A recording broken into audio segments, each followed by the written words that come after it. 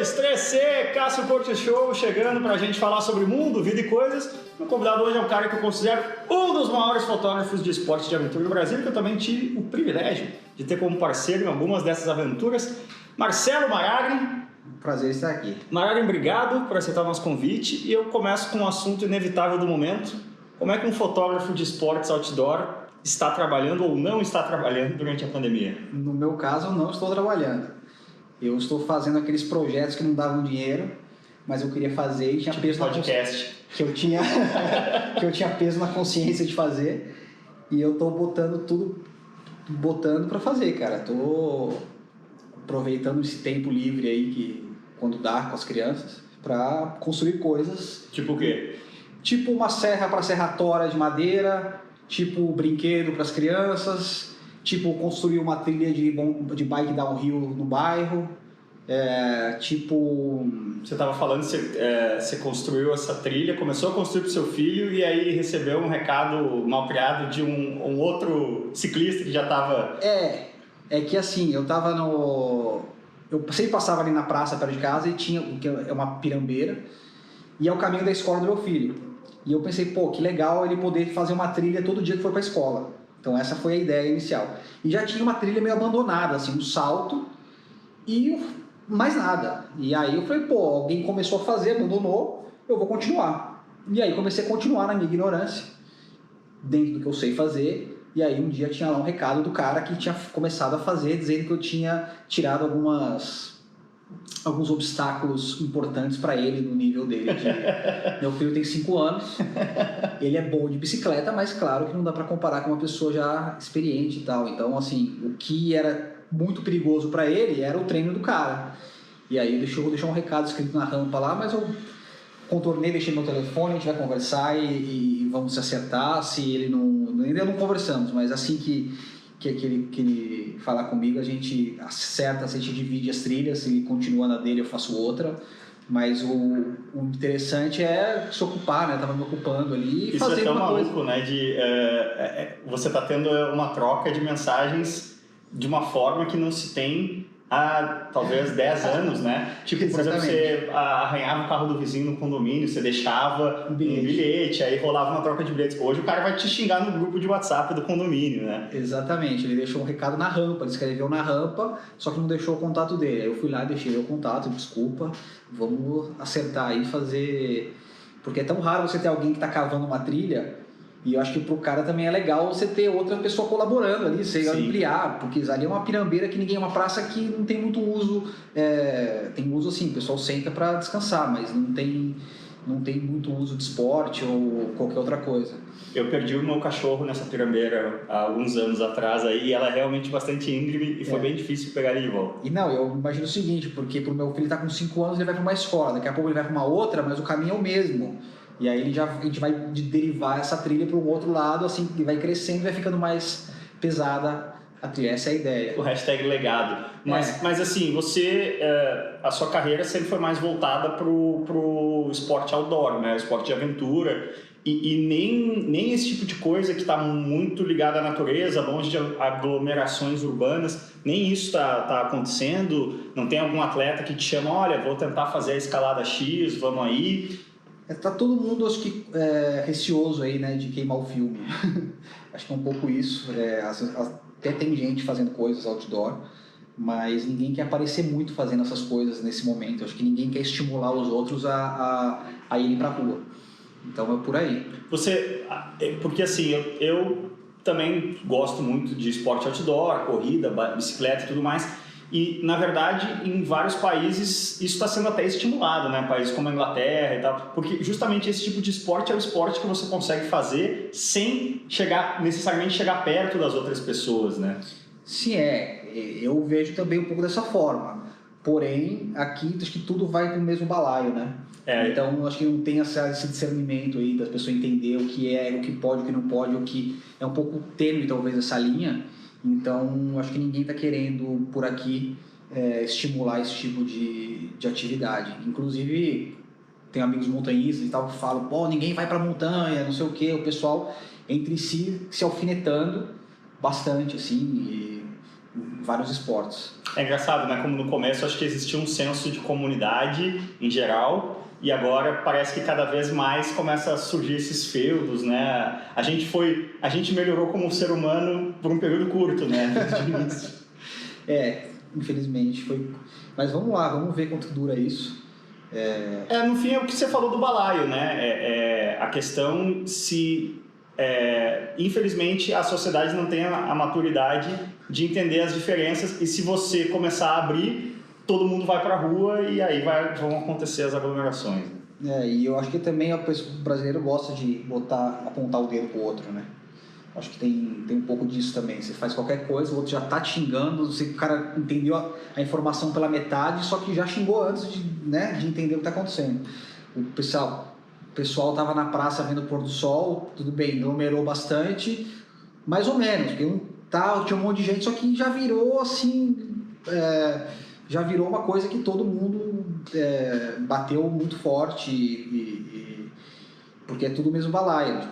Acho que, sei lá, não tem muito... A polícia da internet é um fenômeno mundial, mas acho que no Brasil ela é mais intensa, né? Bem intensa.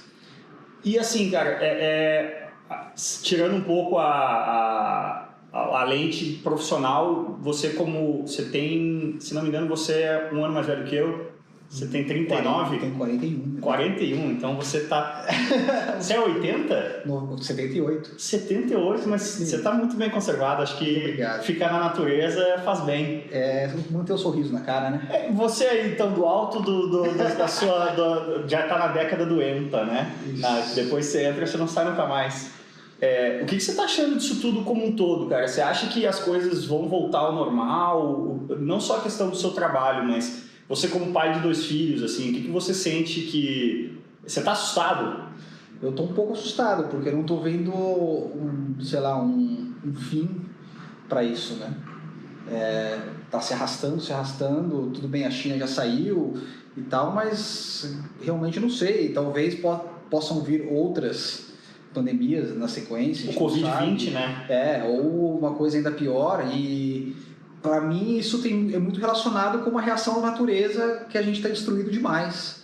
Para mim não é 100% claro, mas eu tenho muito essa impressão que o ser humano abusou demais da natureza, tomou conta do planeta inteiro de uma certa forma, que é uma reação de sobrevivência do planeta, isso. E a humanidade precisa se repensar, mas eu acho impossível isso acontecer.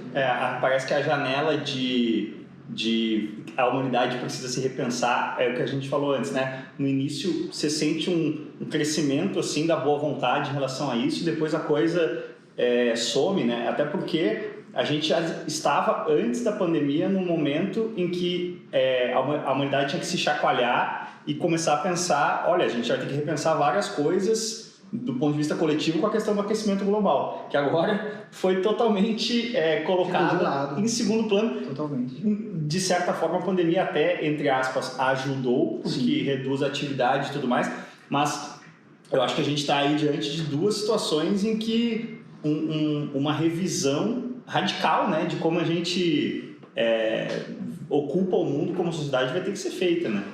A Alemanha está pensando nisso, mas eles são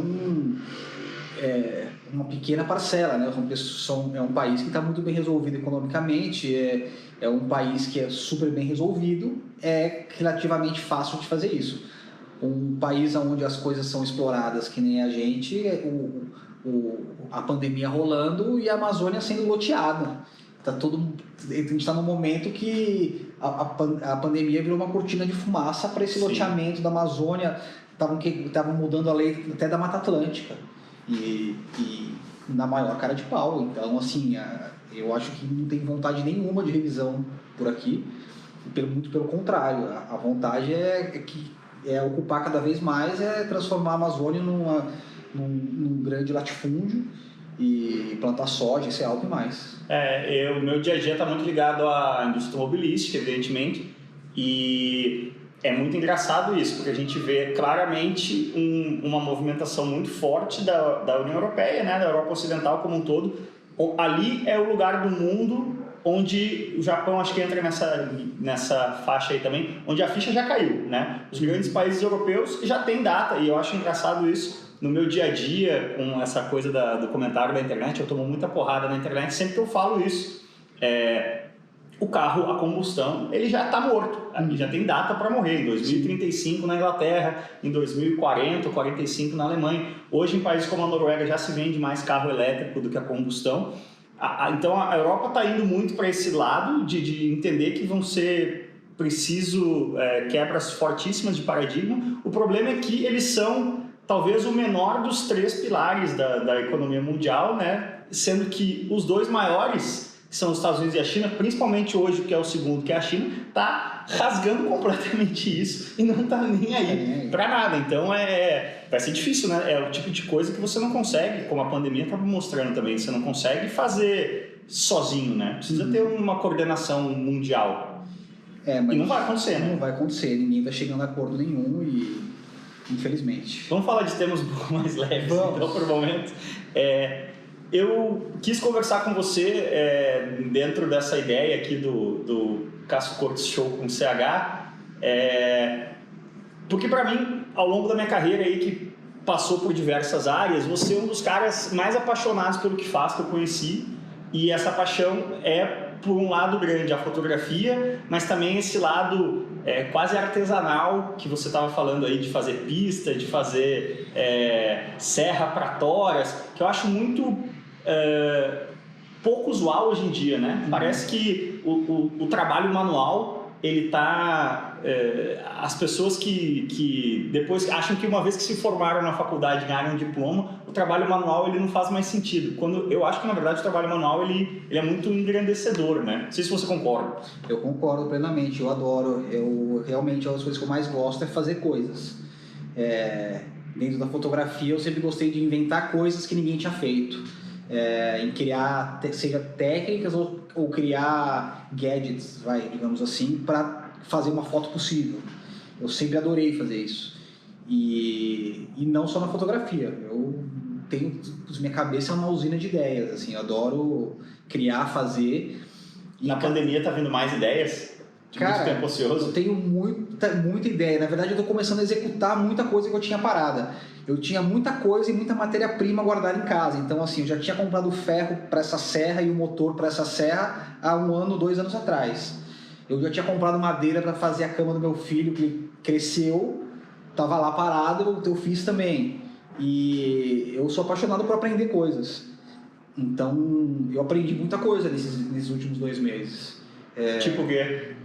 Coisas técnicas simples, assim, de usar algum tipo de ferramenta diferente ou como funciona algum tipo de sistema. Esses dias eu fui lá e falei, uma coisa que eu sempre quis fazer com meu filho era um brinquedo pneumático. E aí eu fui lá e fiz um brinquedinho com 2 seringas e um caninho, aí você aperta, ela levanta o guincho para puxar outro carrinho. Então, sabe, até transformando isso numa coisa didática pro moleque. Eu aprendi a lavar a louça direito. Você tá usando melhor o seu tempo. Mas com quantas gotas de sabão você usa? A minha mãe faz com uma gota só. Então, mas a louça inteira. Não sai a gordura. Pra gaúcho que faz carne, você precisa gastar muito detergente. Então você não aprendeu. Mas dando um passo para trás aí, e não é bom pro planeta também, né? Tem que tentar reduzir o uso do detergente.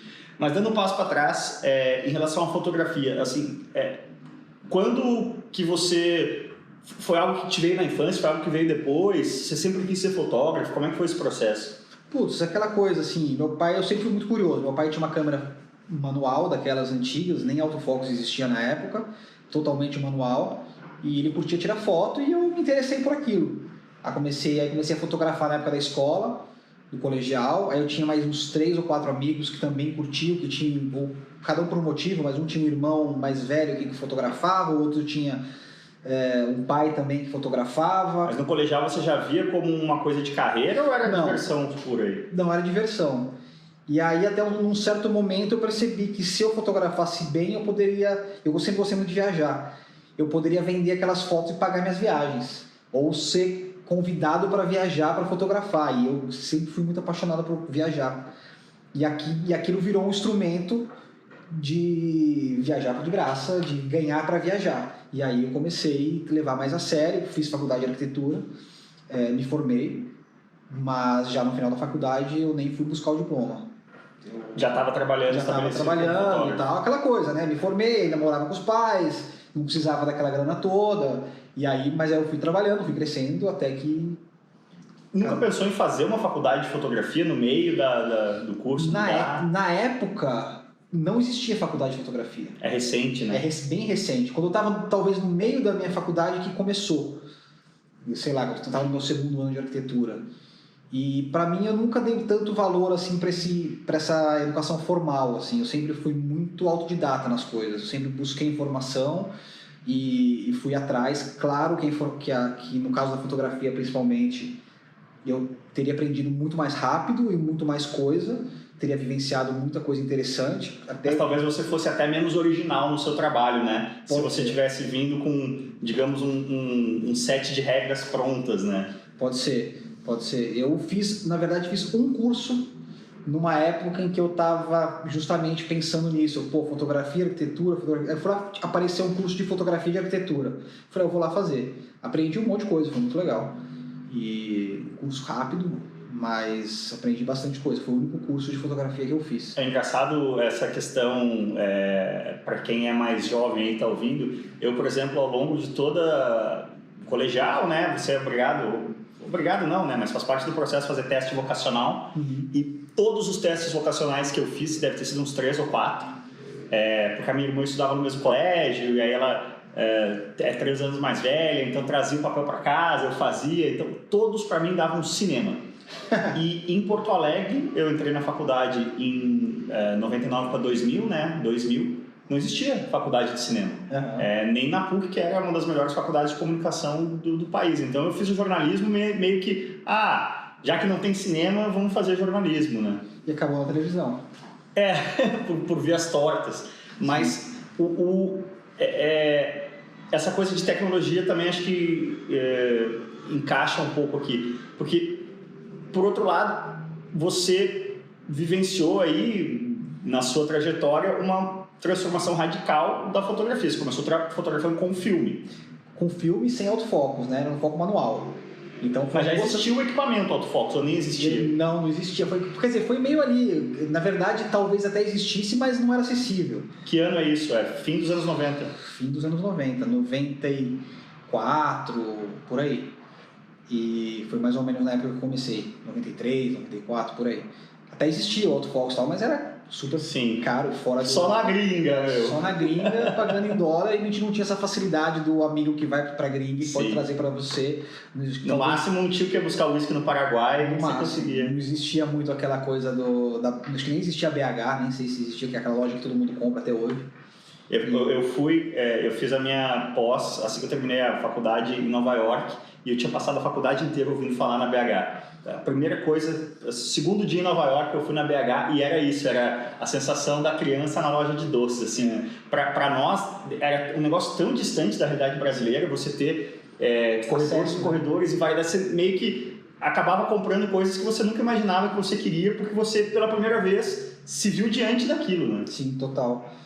E eu lembro que eu recebi os catálogos, uma época eu assinei para receber os catálogos, eles mandavam uma vez a cada sei lá quantos meses. Eu adorava ficar olhando lá, vendo o preço, calculando, pensando no dinheiro que eu tinha, o que eu podia comprar e como é que ia fazer e tal. Mas você perguntou, sim, eu peguei essa transição porque assim, quando você tem um equipamento manual, você tem que passar para autofocus, e depois do autofocus passou para o digital. Então foram 2 transições assim difíceis de fazer financeiramente, quando você é um moleque recém-formado. Mas aos pouquinhos foi sendo feito e tal. E hoje em dia a curva de aprendizado é muito mais rápido. A molecada hoje em dia vem babando, assim. Mas você acha que ficou, assim, a minha sensação olhando de fora é que ficou muito mais fácil, né? Sim, tá muito mais fácil. E isso, por um lado, é super interessante, que as pessoas aprendem muito rápido, desenvolvem ideias muito mais rápido também. Isso é muito legal. Mas o mercado também está cheio de gente que está afim de fazer as coisas e não está muito preocupado em quanto vai ganhar. E na verdade, a pessoa quer se estabelecer no mercado. Sim. Então não está muito preocupado com quanto quer ganhar. A pessoa quer estar lá. A pessoa E no esporte tem uma coisa que é o entusiasta, que é um grande problema, assim, que é o cara que, por exemplo, no surf, o cara quer estar na surf trip, quer estar junto com a galera, não tem talento para ser um surfista profissional, aí o cara acaba na fotografia ou no vídeo para estar junto. Eu sempre falo isso, que todo jornalista esportivo, e eu me incluo nessa categoria, ele é um atleta frustrado na sua respectiva modalidade. Eu sou um jornalista de automobilismo porque eu não consegui chegar na Fórmula 1, não consegui nem iniciar esse caminho. Mas, ao mesmo tempo, eu acho que é um perfect storm aí, né? Isso que você está falando, unido ao fato de que o ticket de entrada para o cara ficou muito mais... a nota de corte, digamos assim, para você entrar e fazer um trabalho minimamente decente, Sim. Tecnicamente ficou mais fácil. Então, esses caras também conseguem fazer um tipo de trabalho, né? Sim, conseguem fazer bastante coisa. Então, assim, o mercado está meio turbulento no momento, justamente por causa dessa facilidade e o mercado ter dado uma lagada aí de profissionais. O automobilismo é muito engraçado nisso, porque ele é um esporte muito de nicho no Brasil. Hoje mais do que nunca, né? Quando a gente tinha grandes nomes, aí na Fórmula 1 era uma coisa um pouco mais mainstream, mas ele existe um subgrupo de fãs de automobilismo que é muito, muito, muito, muito ardoroso. E realmente tem pessoas que trabalham de graça, ou do próprio bolso, para cobrir corridas, para conseguir credenciais, justamente para ter acesso ao meio, né? Como é que é isso nos esportes de aventura? No surf, agora você falou de surf trip, eu vi a mesma imagem, assim, né? Porque realmente é um universo muito sedutor, né? Totalmente sedutor, exatamente, essa é a palavra. Não só na fotografia, mas eu vejo na surfwear, no mercado de surfwear, assim, que uma época eu trabalhei e é muito... A pessoa não está interessada quando está ganhando, a pessoa quer estar ali, a pessoa quer estar perto do surfista tal, quer estar perto... que viver aquele lifestyle. Às vezes já tem até uma condição familiar favorável, né? Que não tem uma pressão financeira para estabelecer uma carreira. Exatamente, isso acontece bastante. Você acha que o filtro de Instagram vai matar a fotografia? Eu pergunto isso porque eu lembro de ter lido um tempo atrás um dado que me chamou muita atenção, que, se não me engano, foi em 2018, isso foi o primeiro ano na história, na Inglaterra, que o número de cirurgias plásticas decaiu. Desde os anos 80, todo ano subia. Uhum. E aí, de 2017 para 2018, houve uma queda pela primeira vez e eles atribuíram ao filtro de Instagram. As pessoas não estão mais mexendo no corpo porque o filtro já faz com que elas atinjam isso de forma mais barata. Como é que é essa situação da fotografia e com a rede social? E até uma coisa do seu ponto de vista, assim, você não mergulhou muito nesse mundo, né? Você não tem uma presença no digital como muitos fotógrafos têm, né? Acabou criando uma outra avenida ali para fotografia. Eu sou meio vagabundo aí dentro dessas novas tecnologias. Eu sou bem devagar aí nessa coisa de Instagram e tal. Não deveria, mas eu sou. Eu acho que não é o filtro do Instagram que está mudando, eu acho que está tendo muito do mesmo. Eu acho que a foto do cara escalando a montanha, animal, não sei o que, né? Cara, antigamente você tinha uma por mês, agora você tem 10 por dia. Por quê? Porque tem muita gente fazendo, tem muita gente que justamente essa facilidade, tem muito fotógrafo bom para todo canto. E o pessoal tá indo, tá fazendo. Então eu acho que o que tá matando talvez um pouco a fotografia é o excesso. E eu acho que começou a ficar repetitivo, de certa forma. Então eu acho que a foto boa hoje em dia tem uma história por trás. Sim. Então, assim, o que está vendendo mais, digamos assim, é uma foto com uma boa história. Qual foi a última foto com uma boa história que você fez antes da pandemia? Pô, a gente está lançando um projeto aí de skate, não sei nem se eu posso falar disso. Troca os nomes. São skatistas famosos andando de skate em obras arquitetônicas interessantes. No Brasil? Então é isso. Então, pô... E que você possa falar, então, qual foi o penúltimo? O penúltimo, cara, foi o Dakar, que é uma grande aventura.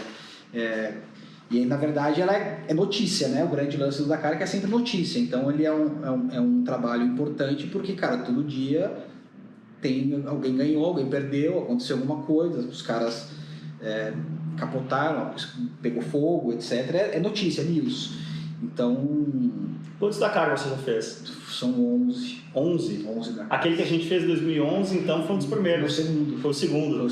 Eu confesso para você que eu me frustro um pouco, assim, como apaixonado pelo automobilismo, pelo esporte a motor, o quão pouco me parece que mesmo a galera que gosta de automobilismo no Brasil entende o que é o Dakar, né? A grandiosidade que é, o desafio que é. Eu sempre falo isso, aquele Dakar de 2011 que a gente fez foi uma das coisas, o maior nível de cansaço físico e mental assim, que eu lembro, justamente porque a gente estava ali, era o seu segundo, era o meu primeiro, a gente estava aprendendo algumas coisas. Essa questão da gente, às vezes, dormir em hotel e o carro ter sempre o banco de competição ali, a gente estava numa caminhonete, a gente teve muito pouco sono naquele ano. Cara, vou te dizer que aquele ano foi um dos que eu mais dormi. Sério? Sério. Não, assim, digamos assim, dos 6, 7 primeiros, acho que foi o que eu mais dormi, que eu tinha você dirigindo. Sim. Nesses últimos anos eu tenho dirigido 100% do tempo. Por quê? Você tá com fotógrafos manetas ali? Cara, na verdade é o seguinte, é que a demanda de trabalho que eu tenho é um pouco diferente do que os caras têm. Então, eles têm um nível uma quantidade de fotos para entregar por dia muito maior que a minha. Sim. Esse ano você tava com o Vitor Eleutério, né? Não, tava com o Eleutério, tava com o Zé. Tava eu, Duda Bairros e o Magnus Torquato. Sim, o Duda Bairros aí também, muitas Stock Car fizemos juntos. Exatamente. Então, e aí eu deixava eles trabalhando enquanto eu dirigia. Esse ano teve uns 3 dias que eu dirigi 850 km, 900 no mesmo dia. Mas como eles têm um nível de trabalho maior, e é importante assim, que todo mundo tenha uma quantidade parecida de sono. Porque a hora que eu precisar, eu vou poder contar com eles para dirigir. Então a gente dá eu faço essa divisão desigual aí. E também tem o lance da responsabilidade com o carro, porque é aquela coisa, o que me contrata é uma empresa europeia que me coloca o carro na minha mão para eu... Você é o fiel depositário. Exatamente. Então, assim, eu prefiro que eu dirija. Mas, claro, aconteceu esse ano, acho que uma vez que eu passei pro Duda, ele dirigia um tanto. Qual foi o maior perrengue que você teve em todos esses anos da cara? Assim, a maior de fudeu mesmo? Cara, tiveram vários. Eu vou te dizer o que foi assim, o meu maior dia de glória. Vou começar com esse, que eu acho que é mais legal. Que aconteceu o seguinte, o carro queimou um sensor. Ele entrou, quer dizer, do nada... Essa Defender aí. Ele entrou em modo segurança. Eu subi os Andes, fotografamos a 4.000 metros de altitude no Peru. Lá em cima, quando eu estava saindo da especial, véspera do dia de descanso, o carro entrou em modo segurança. O próximo, a gente estava indo para La Paz. Então eram 400 km até La Paz. Eu fiz em 12 horas em modo de segurança, porque eu não tinha... 30, 40 por hora, um pouco mais. Um pouco mais às vezes, mas assim, eu não tinha como ultrapassar ninguém. Então era via de mão dupla e eu não tinha como ultrapassar, porque não tinha segurança, não tinha velocidade. O carro limitava acho que 2.500 giros, uma coisa assim. E assim eu fui. Na verdade eu achei que era o combustível, porque eu tinha acabado de abastecer quando aconteceu. Aí eu cheguei na próxima cidade, eu esvaziei o tanque, joguei 80 litros de diesel fora, enchi de novo, o carro continuou em modo de segurança. Bom, resumindo, chegamos em La Paz, levei numa concessionária que cuidava de BMW, que era o mais próximo de Land Rover que a gente tinha. Só que eles não tinham peça, o cara disse que arrumou, quando eu fui sair no dia seguinte, não tinha, entrou em modo de segurança de novo. Aí, bom, resumindo, teve um dia cancelado do Dakar e tal, eu sei que chegamos em Salta, na Argentina, em modo de segurança. Trabalhando em modo de segurança. Ficar com uma Land Rover com problemas técnicos na Bolívia é tão assustador quanto parece, sem ter estado lá, mas você fala de uma pessoa comum. Primeiro, assim, a ideia de estar com um carro desse nível, que você vai ter que buscar uma manutenção na Bolívia, e não é na Bolívia, né? É no interior da Bolívia. A gente chegou até La Paz, mas assim, o que acontece é que não existe peça. Sim. E aí depois a gente veio descobrir que aquela peça só existia na Europa, porque nos carros aqui das Defenders da América do Sul parece que não existia esse sensor. É um sensor que sai na saída do escapamento, que mede a temperatura de saída para poder ajustar a mistura. Depois a gente veio saber isso tudo depois. Ele queimou com combustível ruim da América Latina. Sim. Então um carro preparado para combustível europeu que simplesmente... Para a galera que reclama da gasolina no Brasil, a gasolina batizada não é exclusividade ou diesel batizado do Brasil na América do Sul. Bom, resumindo, teve um dia cancelado do Dakar, eu consegui chegar em Salta, na Argentina, em modo de segurança. E Salta é uma cidade relativamente média, ali grande, não tão grande, mas eu visitei, sei lá, umas 8 lojas de de peça, não encontrei. Fui a 2 ferro velhos. Não tinha como desativar esse sensor? E aí que tá, ninguém sabia. Eu falei, na época, foi o engenheiro de sensores da Peugeot que cuidava ali do carro que foi campeão. O cara veio e falou, não tem jeito. Até que eu conversei com o mecânico, o cara falou, você sabe como funciona isso? Eu falei, não. Ele falou, isso aí transforma calor em resistência elétrica. Aí, falei, é isso. Cara, eu entendi na hora o que tinha acontecido. Corri para Salto de novo pro centro, achei uma loja de eletrônicos, comprei um potenciômetro. O que é o potenciômetro? O potenciômetro é o dimmer, aquele negócio que aumenta e diminui a luz, por exemplo. Só que o potenciômetro ele é para eletrônicos, não trabalha com uma voltagem e amperagem tão alta.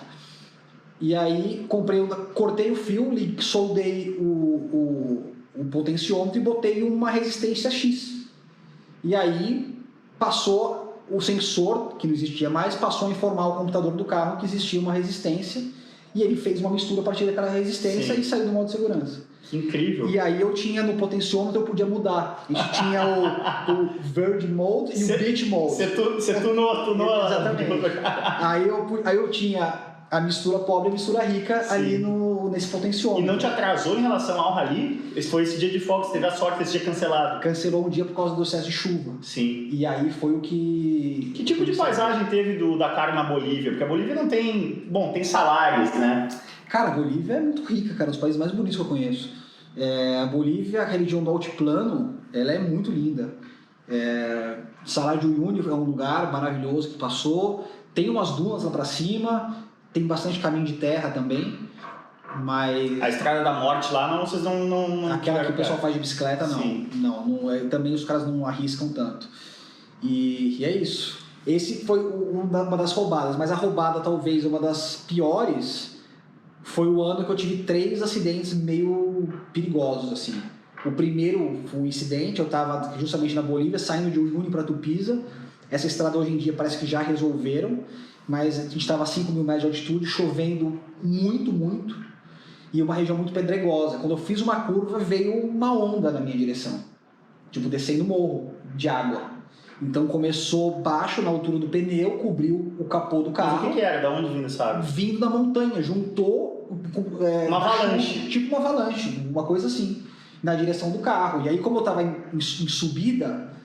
Eu reduzi e fui, meti contra. Eu falei, não dá pra eu voltar. Sim. Porque a água vai descer. E, cara, eu enfrentei. Fui para uns 100 metros, assim, com água vindo, cobrindo o capô, e aí a Defender tinha snorkel, tudo passou de boa. Nossa. Um negócio assim, se eu tivesse sido arrastado ali, tava 0 grau, do lado de fora, tudo molhado, ia perder o carro e sei lá o que mais podia ter acontecido. Uma região muito estranha. Que ano assim. isso? Faz uns 4 anos, eu acho. Bom, isso foi um de 3 incidentes naquele ano. Aí o segundo incidente foi tipo 3 dias depois que eu atropelei uma vaca.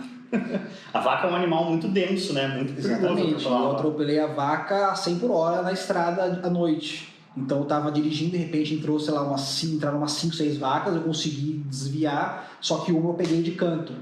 No que eu peguei, o carro ficou em 2 rodas, quase capotei, consegui trazer de volta, mas eu acabei com a frente do carro. E aí, fez o contra-esterço ali, né? E aí... O instinto muitas vezes das pessoas é virar pro mesmo lado e você virar pro outro para descer o carro. E aí eu consegui... Aí só que o carro foi embora pro caminhão, era o primeiro ano do carro, os caras tinham gasto uma fortuna com o carro e eu acertei a vaca, mas todo mundo entendeu. Sim. E que você conseguiu continuar o rally com outro carro. Aí eu fui pro carro dos meus amigos, dos brasileiros. E aí eu peguei um lugar no carro deles, aí o meu colega francês foi no carro do chefe, que ia pra final da especial, a gente fez ali um bem bolado. Bom, teve mais um incidente nesse mesmo ano já sem o carro. Então, aí foi um dia que a gente tava em 4, 2 dias depois disso, era o sol nascendo, uma estrada de pedra perfeita, assim, lisinha, só que no meio, cara, sei lá, tinha um 20 km de reta sem acabar, assim, na Argentina. Perfeita a estrada, e o cara dirigindo a 100 por hora ali, e aí tinha uma curva, sol na cara, vidro sujo, ele não soube fazer a curva e capotou o carro. Nossa, e... outro carro. Que era qual? Era uma Pajero Dakar. Nossa, você teve 2 acidentes graves. Isso, aí assim, capotou, mas tudo bem, aquele foi um dos dias que eu mais andei na minha vida, assim, porque eu falei, cara, eu preciso fotografar, e a gente resolveu tudo, chamou ajuda pelo satelital e não tinha o que fazer. Sim. Peguei uma carona com um carro de polícia, se eu não me engano. Fomos até Especial, chegamos e começamos a andar até achar um ponto de foto. Andamos, sei lá, uns 15 km aquele dia. Um dos dias que você mais andou, não em distância, mas em dificuldade, que é uma das coisas mais engraçadas que aconteceu no... E aí eu tive que pedir uma carona para chegar no nosso acampamento. Eu achei um maluco lá que estava indo para a cidade, me deu uma carona. E aí eu cheguei no acampamento, aí eu cheguei pro chefe, ó... Tava ruim? Piorou. Você conhece o meu chefe. Você lembra, ele não é um cara tão simpático assim. É o famoso o modo austríaco de fazer as coisas, né? Só que é um pouco mais afrancesado. Em 2011, eu lembro que assim, as coisas que me marcaram não necessariamente são as que marcaram você, né? Eu lembro do incidente em que a gente estava no alto de uma duna e o Carlos Sainz, né, era a equipe da Volkswagen com os Touareg e apoiada pela Red Bull, e ele era um dos protagonistas daquela corrida e ele parou, né? A gente estava no alto de uma duna. Sim. E descendo as dunas ele parou e devia ser o quê? Pneu furado ali. É um pneu furado. Mas eu digo assim, a distância ponto A, ponto B, que aí você desceu em desabalada carreira, só para explicar, isso está no meu livro, Movido a Gasolina, que deve estar próximo de ser lançado quando vocês ouvirem isso, mas eu estava lá fazendo textos, né, para vários veículos também, e eu e o Maragni a gente mandava isso por satélite, né, que era a banda larga via satélite era uma tecnologia relativamente nova.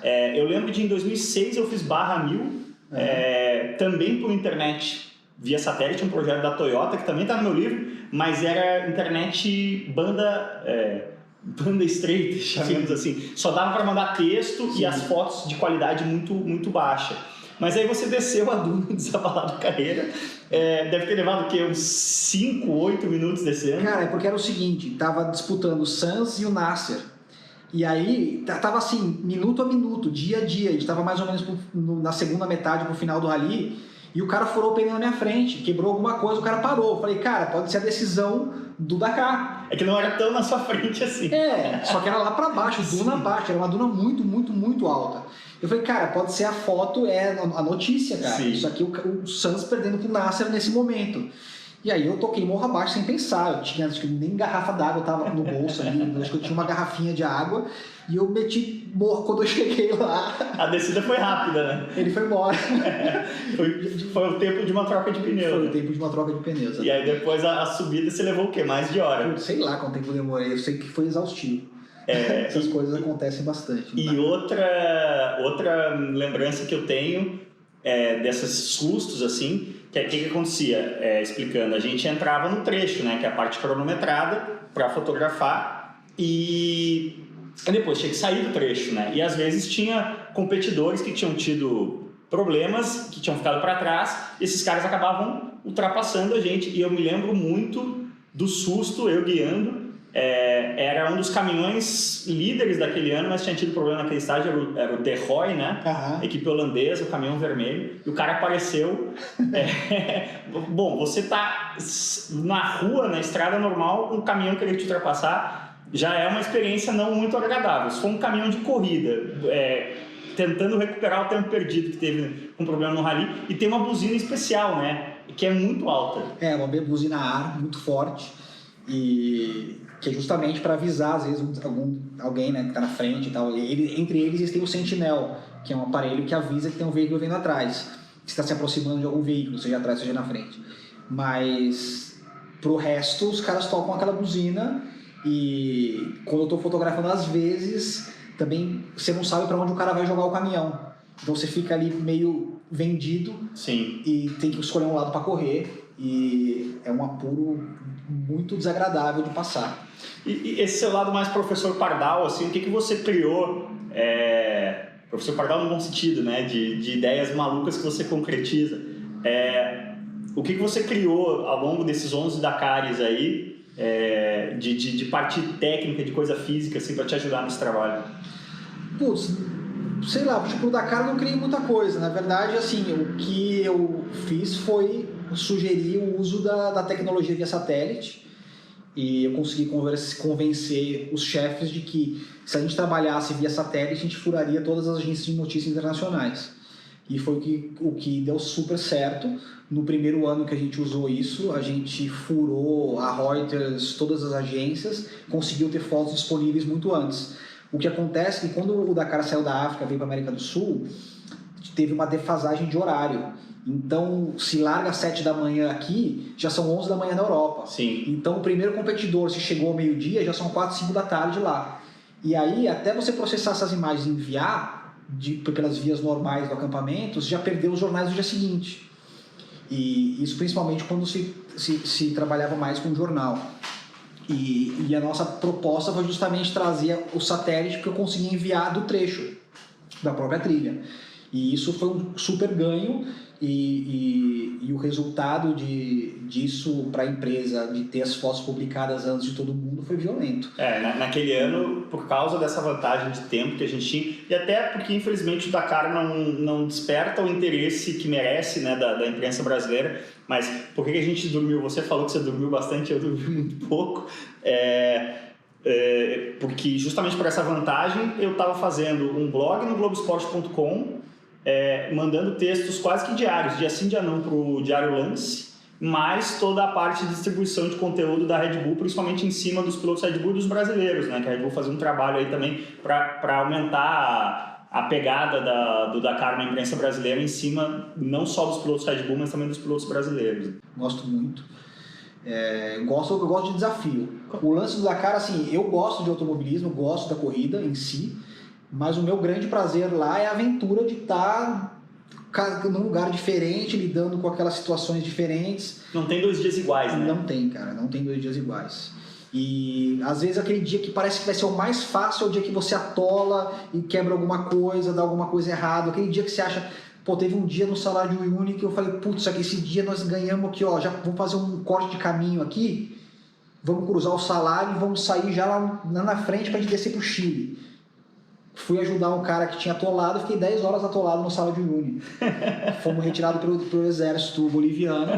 E aí, na hora, continuamos dirigindo a noite inteira. Foi eu e o Vitor Eleutério, estavam só nós dois no carro. E aí a gente chegou num outro ponto, que era eu fui seguindo uma estrada que eu tinha no GPS, mas era uma estrada totalmente legal. Era uma fronteira Argentina-Chile que era fechada. E a gente atolou ali, porque pelo que parecia, o governo chileno tinha feito umas trincheiras para ninguém passar por ali. A gente estava com uma Defender também, a gente passou, só que a gente chegou a atolar uma vez, era 1 e pouco da manhã. A gente atolou, conseguimos atravessar, entramos no Chile sem passar por fronteira nenhuma. A gente, no Dakar, a gente carimba o passaporte no acampamento, então isso não era um problema. Então a gente entrou no Chile por caminho de traficante, basicamente. Sim. Coiote. Total. E aí chegou, cara, eu dormi no volante, a gente estava tão exausto, eu sei que a gente chegou 5 da manhã já no ponto de fotografia do dia seguinte. Virado. E esse era o dia que teoricamente ia ser fácil. Sim. Mas a gente perdeu 10 horas. Sim. E 10 horas atolado. Uma coisa assim que é uma metáfora da vida que o Dakar ensina, mas sempre pode ficar pior, né? Sim. Essa vez que a gente foi, os 2 últimos dias foram muito atribulados, né?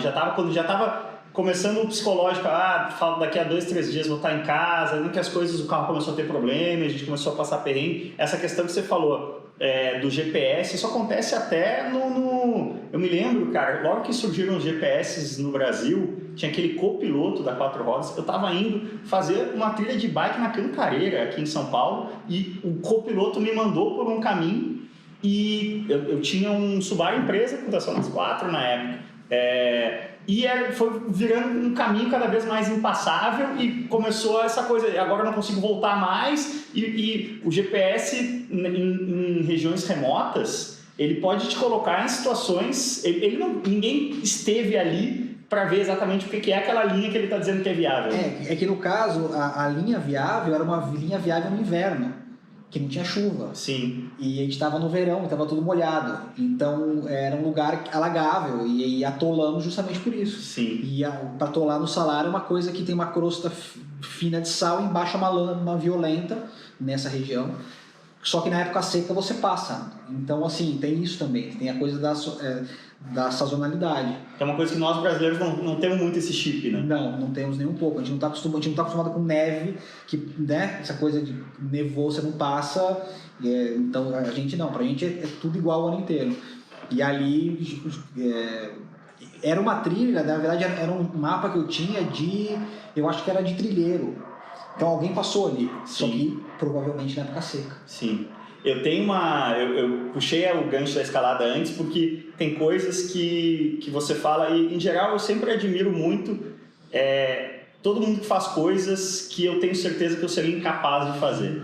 E escalada, em geral, é um esporte que não é muito a minha praia, porque eu não gosto muito de altura, mas justamente por causa disso eu já me forcei, até quando eu ia fazer o trekking do acampamento base do Everest, me forcei a fazer treinos de escalada indoor, fiz um pouco de escalada em rocha lá em Itatiaia, justamente para aumentar a minha zona de conforto com isso. Então, já fiz bastante escalada, mais do que a média das pessoas, em corda, tá suspenso, grandes alturas, tudo mais. Agora, bivac, acampar, pendurado na rocha, é um negócio que eu juro por Deus que eu nunca vou fazer, cara. Me explica assim, em resumo, por quê, cara? Cara, eu precisei dormir pendurado por necessidade do trabalho. Era uma via de escalada que eu estava fotografando de 650 metros de altura. Aonde? Chama Pedra Riscada, fica no norte de Minas. É um dos maiores monolitos rochosos do Brasil. E eu fui fotografar uma dupla escalando lá. E não dá para você subir e descer. Por mais que eu suba pela corda, que eu não estava escalando, estava subindo pela corda, são 650 metros, é coisa pra caramba, é muita coisa de subida de vertical.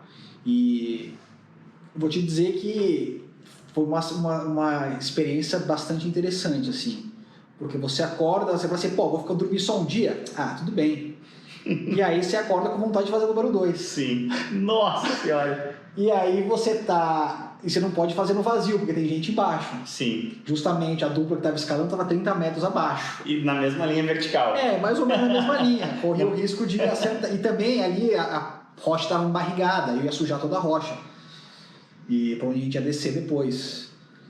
E aí eu não estava sozinho nesse porta-LED, né? Que é essa base que a gente pendura para dormir. Mas como é que você monta, cara? Não fui eu que montei, foi um outro cara que montou para mim. Você tem os ganchos presos na rocha, você pendura, ele como se fosse uma maca com 4 pontos de apoio pendurados que juntam num ponto só, então ele é pendurado para esse ponto. Ou seja, ele está 100% dependente de um... Não é um só não. Você tem backup, sim. Né? Sempre você tem backup dessa Mas a hora que você escalada. monta, depois você firma os outros. Isso, então tudo... Na escalada você sempre trabalha com mais de um ponto de ancoragem. Redundância. Sempre com redundância, exatamente. E cada um deles segura tonelada. E aí eu e o cinegrafista. Aí eu falei... Ô Bruno, você vai precisar olhar para outro lado aí, porque só que você não pode se desamarrar. Sim. Esse é o mais complicado. Você tem que continuar com a cadeirinha de escalada, abaixar a calça e fazer um saco plástico. Por que não tem igual a cerola do Pateta? Tinha que ter 2 botãozinhos ali atrás, né? Mas eu não estava preparado. Até dava, assim, mas eu poderia ter me prendido no peitoral e tal, mas, cara... É o que tinha ali, o que deu pra fazer e fiz, deu tudo certo, sobrevivi. Mas aí você descartou como? Eu trouxe no mochilinho, eu levei pra aqui. Que beleza, mas tem uma sacola solidária pra isso. Sorte que eu tinha um saco plástico resistente e grosso ali. E eu não tinha pensado nisso. Eu falei, um dia só não vou precisar. Xixi eu faço na garrafa, tudo bem e tal, mas o número 2 eu achei que eu não iria fazer. E tive que fazer. E não pode ser, a hora que vem não pode ser subestimado. Nesse Dakar aí também, uma das cenas mais engraçadas... a gente estava também saindo de um lugar à noite e eu também fui acometido de uma emergência e falei para você, para aí no meio do deserto, você estava dirigindo, então digamos que o motorista está mais ou menos no canto dianteiro esquerdo do carro, eu fui para o canto traseiro direito ali, atrás, resolver a minha situação. E enquanto eu estava ali meditando, apareceu no horizonte uma luz. Mas assim, por que diabos esse cara ia vir fazer contato com a gente? E eu tava era um processo longo, meu processo ali. E o cara veio vindo e eu falei, não acredito que esse cara tá vindo agora. E realmente era um cara perdido, que viu a nossa luz e veio vindo até nós para falar com a gente, e à medida que ele vinha aproximando pelo meu lado, eu fui me esgueirando para conseguir continuar usando o carro como cobertura, mas não esteve entre as experiências mais agradáveis. Mas o mais tenso aquele dia foi um negócio que a gente chama do clique da morte. O que é o clique da morte? O clique da morte é o seguinte: na volta, eu estava descendo, você tinha de rapelar 650 metros. E aí deu uma embolada ali nos equipamentos ali de rapel, né? Deu uma embolada. E quando você está pendurado às vezes no vazio, aquilo dá uma desembolada e ajusta.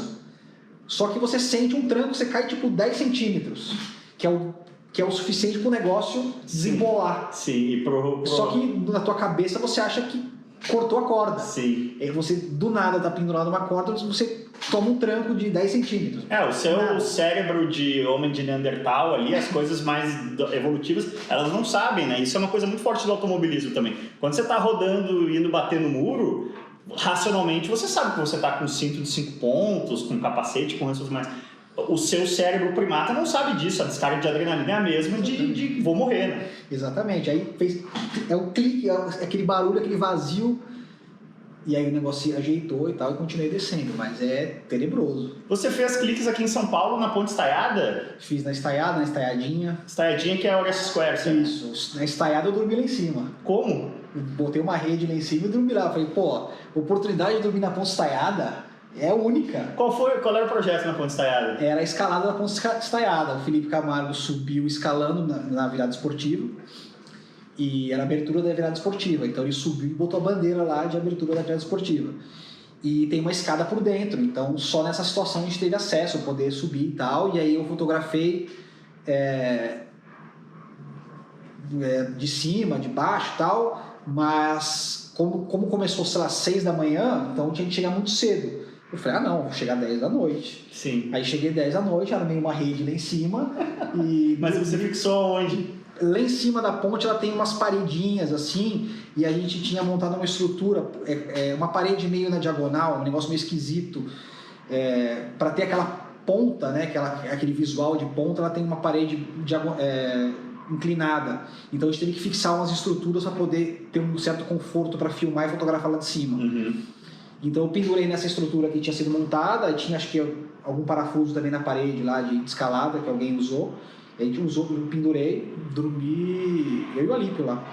E levei uma mocazinha para fazer um café logo cedo. Olha, uma espiriteira, uma latinha furada com álcool, esquentei a água, fiz um cafezinho e aí começamos a fotografar logo cedo. Breakfast na Ponte Estaiada. E o que eu achei mais doido foi a quantidade de morcegos que foram visitar a gente ali. Sério? No Rio tem muita árvore, né? Sim. muita árvore frutífera e tal, e aí tem uma Ainda? Não morreu tudo? Teve aquele projeto Pomar, né? Sim, colocaram muita árvore frutífera ali ao longo do rio. E é bem naquela região da Estaiada. E aí o que acontece é que tinha muito morcego, e os morcegos a gente via passando direto em cima da gente, assim, super interessante, eu não esperava encontrar essa turma. Ainda bem que foi antes do Covid também, né? Da Covid, porque... E na estradinha foi o Sandro Dias no halfpipe, né? Ele estava amarrado de alguma forma? Como é que foi a segurança dele? Foi colocada uma rede um pouco abaixo da onde ele estava andando, sei lá, uns 2, 3 metros abaixo. Esticou uma rede e ele é um cara total domínio do skate, né? Então a gente sabia que ele ia cair. O pessoal da segurança estava apavorado, estava querendo colocar a rede mais alta, queria fechar do lado e tal. E aí eu falei, não, também aí não faz sentido. Sim, porque sujaria o visual, né? Sujaria. E aí fica, até o Sandro falou, isso é coisa de bunda mole, não vou fazer isso não. Desse jeito eu não quero, bota a rede mais embaixo e vamos nessa. E aí foi um super sucesso essa ativação. Foi também para divulgar a virada esportiva de 2019. E aí foi engraçado, porque foi a Globo, depois os outros, depois que foi o SBT, foi a Band, tudo de helicóptero filmando, então sim, ficou ali uns 3 helicópteros voando, tinha mais uns 4 drones filmando e fotografando, e eu tava ali em cima da ponte também fotografando. Tem uma porta também, tem uma escadinha por dentro da ponte e uma portinhola lá em cima. Uma coisa que eu media desde o tempo que eu trabalhei na Red Bull, e ainda eu uso essa régua, que vale um pouco para o automobilismo também. Você percebe o quão impactante foi algo sempre que extrapola a nossa bolha, né? Quando um parente que não gosta de esporte começa a circular no grupo da família, e essa foi uma que naquele dia eu recebi em 4, 5 grupos diferentes de pessoas que não estão relacionadas ao nosso meio. Foi engraçado, até no Facebook tinha grupo, sei lá, do bairro, sei lá qual, lá da Zona Norte, publicando isso, sabe? Aquele grupo do bairro, com notícia, e aí o pessoal falando nos comentários muito engraçados. Tá querendo aparecer. A polícia da internet, a gente estava falando. O Felipe Neto tem uma definição, né? Todo o primeiro comentário na internet brasileira você é um filho da puta. Independente se concorda ou discorda, a gente vê o ato de ler uma legenda, entender uma história por trás, está ficando cada vez mais difícil. Mas para a gente ir concluindo aqui, entre todas essas histórias, todos esses trabalhos espetaculares aí que você fez, qual que você guarda, assim, se o seu filho agora, o filho mais velho, começar a demonstrar um interesse pela fotografia, qual que você mostraria para ele, assim, com mais orgulho? E até queria saber se algum deles, o mais velho, né, o Martim já demonstrou algum interesse, você gostaria que ele seguisse esse caminho aí? Olha, não sei se a fotografia sobrevive até a idade adulta dele, como profissão. Mas, não, quero que ele seja feliz. Não que seja fotógrafo. Que ele seja o que ele quiser. Eu não sou aquele pai que quer determinar o que o filho quer. Eu dou opções para ele se divertir. Mas ele brinca com as máquinas, ele chama a atenção. Eu dei uma câmerazinha, ele gosta de tudo que é meu, né? Ele é muito ligado a mim. Então, ele vai na minha oficina, que eu tenho lá no quintal de casa. Aí eu montei uma maletinha de ferramenta para ele gosta de fazer coisa. Adora apertar parafusos, montar bicicleta. Tem uma câmerazinha fotográfica que estava lá dando sopa, ele pegou, de vez em quando ele tinha umas fotinhos lá, mas nada, bem de brincadeira mesmo, só mesmo, sei lá, de hobby, de brincadeira. Agora, o trabalho que eu tenho mais orgulho é muito difícil, cara, de saber. Eu realmente não vou saber te dizer qual que é o trabalho mais legal que eu já fiz. O meu trabalho é muito variado, né? Então, assim, eu tive muitas oportunidades incríveis na minha vida. Eu sou muito grato pelas oportunidades que eu tive para fotografar, os lugares que eu acabei indo, né? Pô, esses dias mesmo eu tava, essa coisa de quarentena, um monte de gente tá pedindo, bota aí, manda as suas melhores fotos, vamos fazer aí um resumo das coisas que você fez e tal. Esses dias eu tava olhando um pouco dessas fotos antigas, assim, e comecei a ver um monte de coisa que eu fiz na minha vida. Então, eu vi a Pororoca de perto, cara, é muito legal você ver aquele fenômeno da natureza. Eu dormi pendurado na rocha lá na Pedra Riscada, também é outra oportunidade única. E várias outras oportunidades, assim, poder ir na Ponte Estaiada, que nem você falou, tá ali e ver São Paulo amanhecer lá de cima. Fiquei lembrando as coisas até mais antigas na Amazônia. Tem uma torre lá num hotel na Amazônia. Eu fui a primeira pessoa a dormir nessa torre, porque eu queria ver a floresta amanhecer. Foram as experiências mais legais que eu já tive também. Eu fiquei lá para fotografar o sol nascendo, mas assim, a coisa que eu mais guardei daquele dia foi como a floresta acorda. Sim, muito barulho? Não, é muito legal, porque um bicho grita de um lado, o outro responde lá do outro, e aos poucos a floresta vai acordando, alguns barulhos, alguns pássaros, alguns insetos, e aí alguns pássaros começam a voar. Então é uma experiência muito rica, assim, muito, muito interessante. Deixa eu inverter a pergunta então, o que você ainda quer fazer? Putz, tem um monte de ideia, cara. Tem um monte de ideias, assim, coisas que ninguém fez ainda. São poucas, quer dizer, não é um monte, são poucas. Porque hoje em dia você tem uma ideia, outras pessoas têm ao mesmo tempo em outros lugares do mundo, né? Então tem algumas ideias de esporte que eu não posso falar. Sim. Mais específico de algum lugar, de algum evento? Putz, eu não tenho. Assim, eu espero o próximo que aparece. Marcelo Maragro bem realizado, então. Eu sou bem realizado, não posso reclamar, não. Pô, que legal, cara. Deu aqui já 1h02 de papo, já estouramos o tempo aqui. Queria saber se você tem algum merchan, alguma ativação aí, algum site, seu Instagram, uma coisa que você queira divulgar. Eu, como eu te falei, eu sou um cara devagar, demais. Você é um cara analógico ainda. Eu não sou analógico, mas meu Instagram é Marcelo Maragni, tudo junto. E de vez em quando posto alguma coisinha lá. Pô, foi demais, cara. Obrigado aí por participar do Cássio Cortes Show. Estamos aí sempre com papos profundos aí sobre o mundo, vida e coisas, sempre com mentes interessantes, pessoas que agregam valor, né? Valeu, eu que agradeço a oportunidade. Muito obrigado a você, a todo mundo que ouviu aí, valeu demais!